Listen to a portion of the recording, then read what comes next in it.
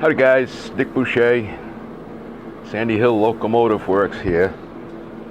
Today we go to cutting that short 5/8 40 thread in the wheel of the for the Coles fire engine.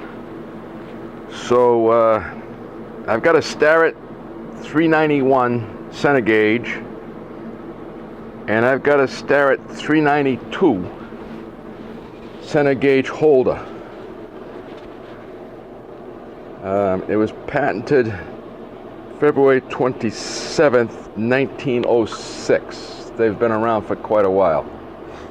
Basically what you do, there's a little spring in here, and you slide your center gauge in it, and you've got a real convenient way to hang on to the center gauge on a piece of round stock. So let me reset the camera here, take you over to the lathe, and show you how I use this. Alright, things are going to be kind of tight in here with the camera in my way as such, but I'm going to just slide this 1/2 inch mandrel into the hole.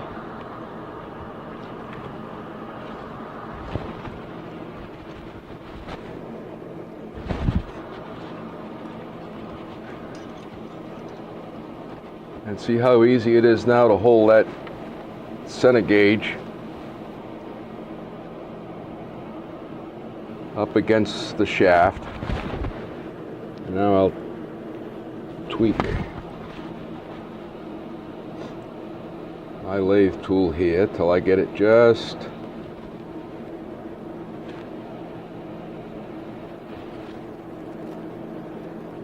I think I just bounced the camera around a bit.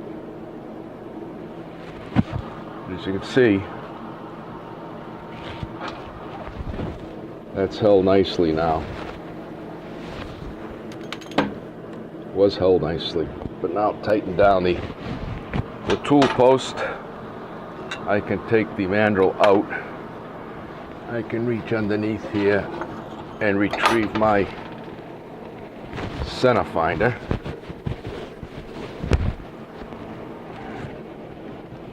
So now I can bring this in.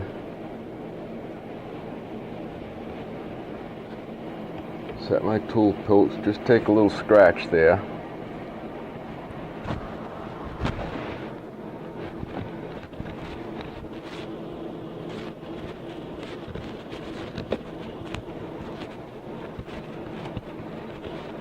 Now what I do when I'm doing such a short piece such as this,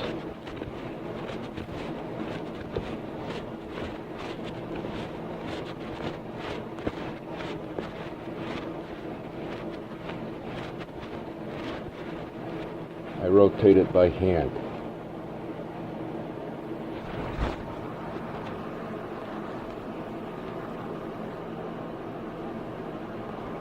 Back this off. Now, Walter Bradford taught me how to do this. Walter Bradford was a freshman instructor at the old Haverhill Trade School. It was 1956. I was 13 years old when he taught me how to single point a thread in a lathe.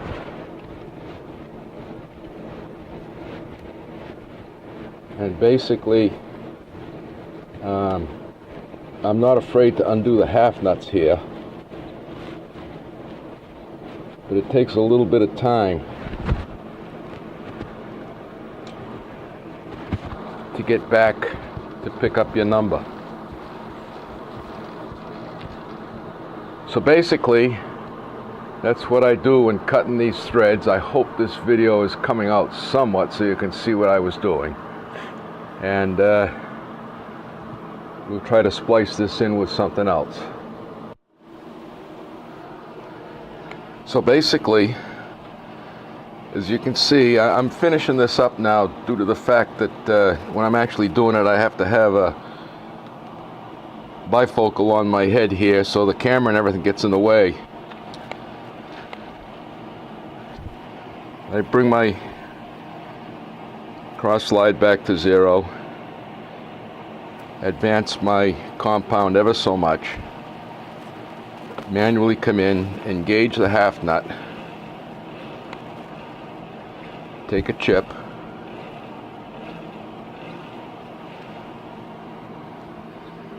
when I get to the end, I disengage the half nut and leave myself a run out on the thread before the threading tools hit the shoulder. Back off the cross slide, come back here, and then run the threading dial back to just before the 0.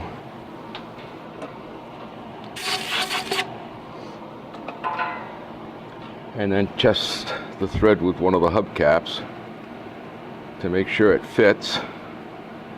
And there we have it. It's up there. So the threads are now cut completely on all the wheels. So this setup, I still have to cut the tread, machine off the tread, and put a radius on the corner here. So I'll change my tooling and give you a little bit of a shot of that.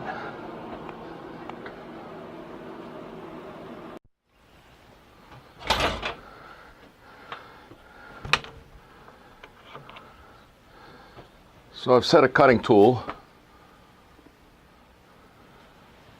cutting on this edge.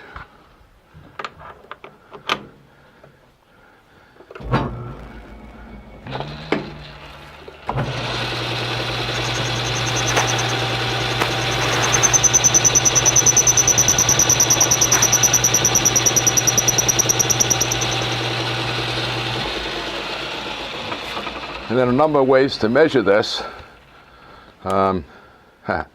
Big old caliper. I could use a vernier caliper that I got that's big enough.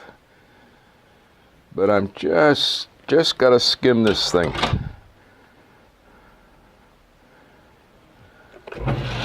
to make it match the wheel for the other side.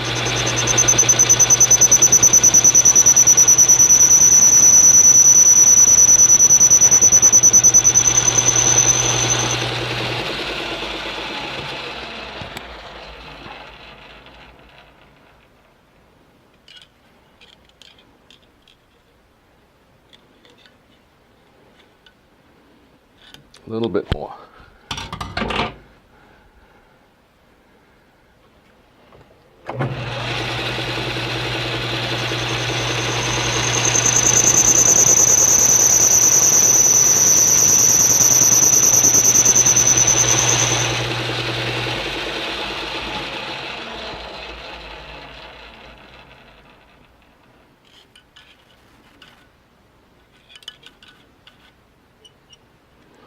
A little more. Before I continue on, I'm going to change the angle of this because I'm getting a little bit of rubbing here and getting a chatter. So I'll come in.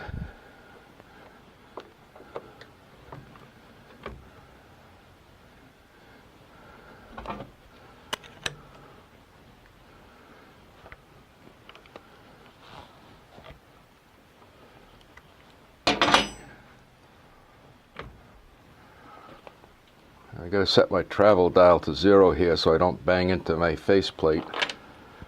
And I've got to give myself a little more overhang with the tool here.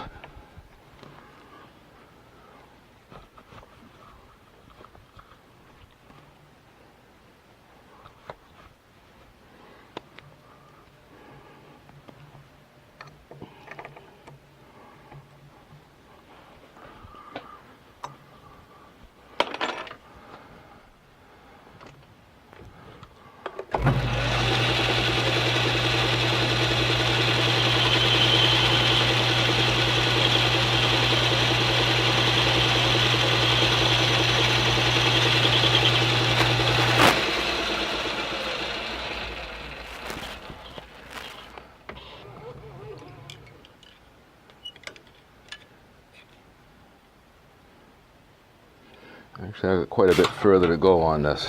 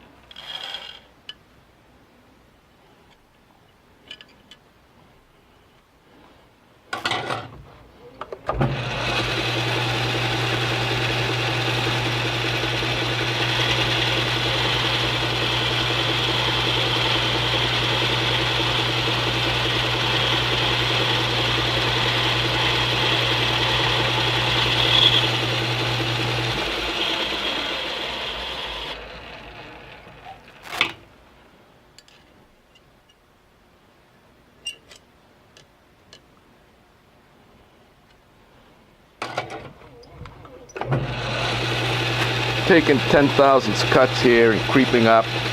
The setup itself is precarious. It's overhanging in all kinds of different directions.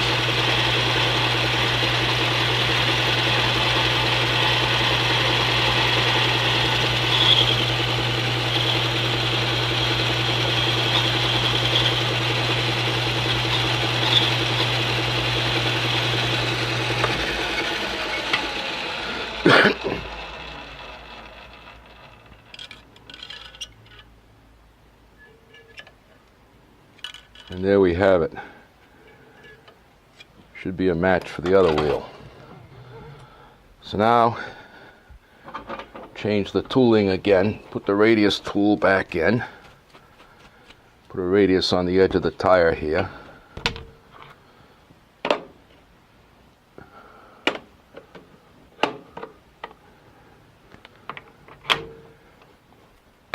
I'm using a 1/16 radius.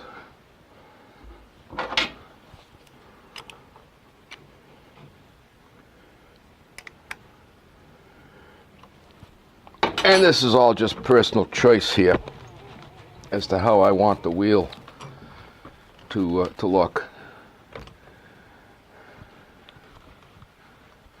Have to be real careful that I don't run the carriage up against the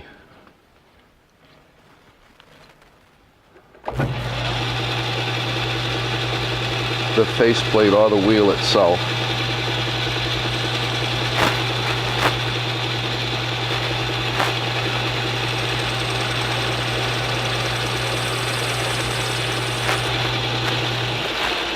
And there I've cut the radius with my form tool.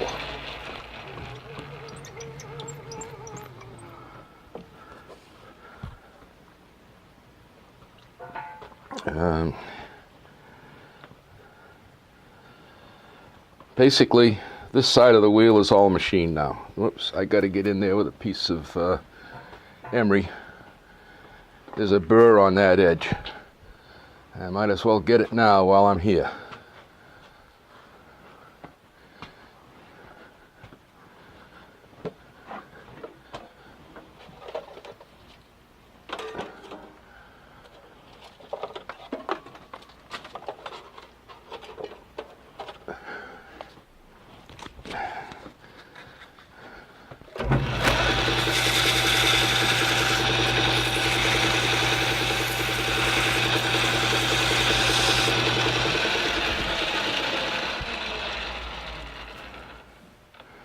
That's better.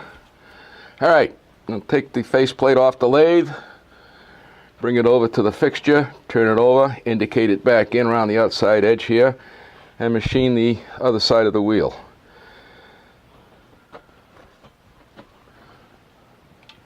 Got to have a bit of redo. I spent the whole of Christmas Eve day filming, and I got a whole bunch of lessons on filming. The battery in the camera doesn't last as long as I thought it would. The chip, the card that I put the videos onto in the camera, fills up a lot faster than I thought it would.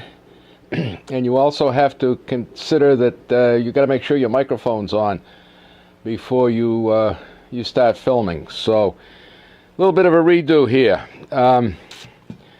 Got my 4 wheels done. Up to a point. I'll explain that. But I want to show you, if the camera can zero in on it here.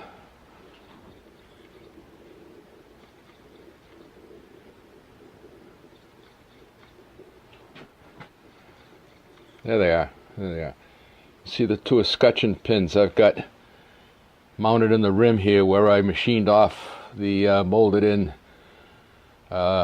Actually, it's kind of a bolt they hold these wheels together with on a real wagon. And you can probably see where I've got the holes drilled all the way around here. I will show you the fixture I used to do that in a later video. So,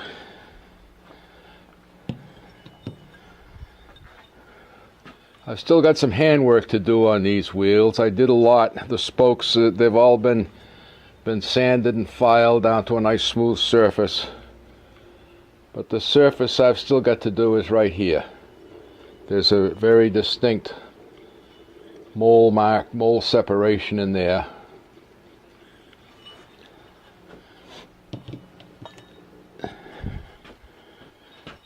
And on this wheel, this is the other front wheel, I've started to take it off. Gotta learn how to make this camera focus a little better.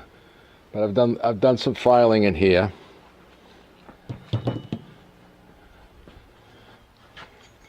And on the rear wheels, that surface is all finished off. All the mold, the parting line is gone, and the wheel looks pretty good, ready for paint.